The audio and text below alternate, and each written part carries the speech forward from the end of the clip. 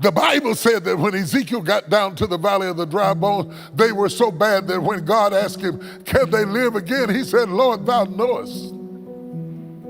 I'm your prophet, and I'm not even sure that they can make a comeback. And I want to take it now from its context and apply it to your situation. A few of you, not all of you, have lived long enough or gone through anything bad enough, but a few of you know what it is to have something to so scald you, so burn you, so beat you, so pulverize you, that your fight goes out of you. And you're so scattered and so broken and so fragmented that you don't even know whether you could ever live again, or whether you will ever smile again, or whether you will ever live to fight another day, or whether you'll be able to pull yourself together. Your mind is over here, and your heart is over there, and your body's over here, and your finances are over there, and you're all scattered all about and trying to gather yourself together just to fake a smile for a few minutes in front of people to say, I'm doing okay, knowing you're lying on the inside, because them dry bones have been dry so long that you can't even remember what happy felt like, what joy felt like, what peace felt like, what contentment felt like. Your song is gone, your dance is gone, your joy is gone. You've gone through so much.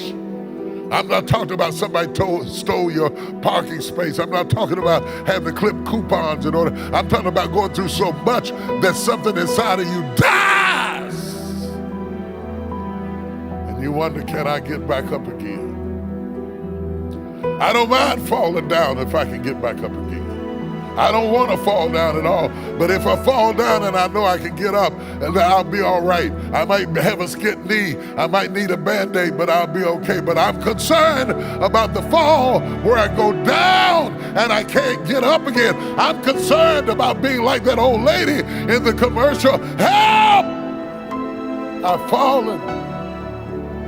I can't get up. And you don't have to be old to be like that. You can be broke and be like that. You can go to prison and be like that. You can go through a divorce and be like that. You can be heartbroken and be like that. Help, I've fallen. I've fallen. I've fallen, and I can't get myself back up. He said, Lord, I don't know. What I love about the text is that Ezekiel says, so I prophesied as I was commanded. This is a great thing. Preachers, teachers, Bible students, scholars, sometimes you don't have the faith for the text, but you got to have the obedience for the text. He said, I didn't know whether it was going to work or not, but I just did what I was told.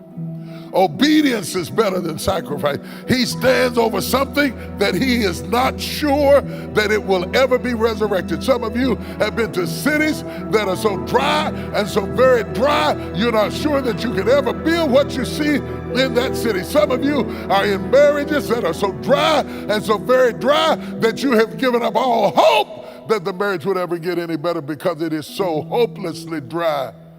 But still, he said, I prophesied as I was commanded. The word of God is the first step to the rejuvenation of those who have lost their fight. You cannot rejuvenate based on your feelings. Ezekiel did not have the feeling everything was, I got a feeling everything's gonna be okay. That's nice, but if you go down low enough, you won't have a feeling. If you grieve deeply enough, if you lose a loved one that's close enough to you, you don't have a feeling that everything is going to be all right.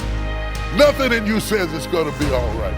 If you get heartbroken bad enough, you lose your feeling that everything's going to be all right.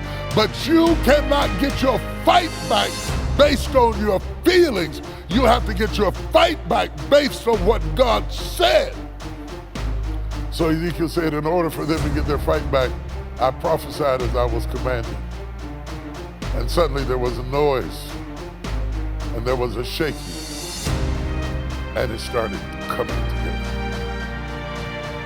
There is a move of God that brings things together that have fallen apart.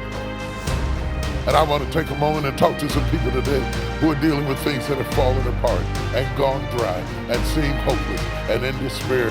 There is a move of God that will cause things to come together.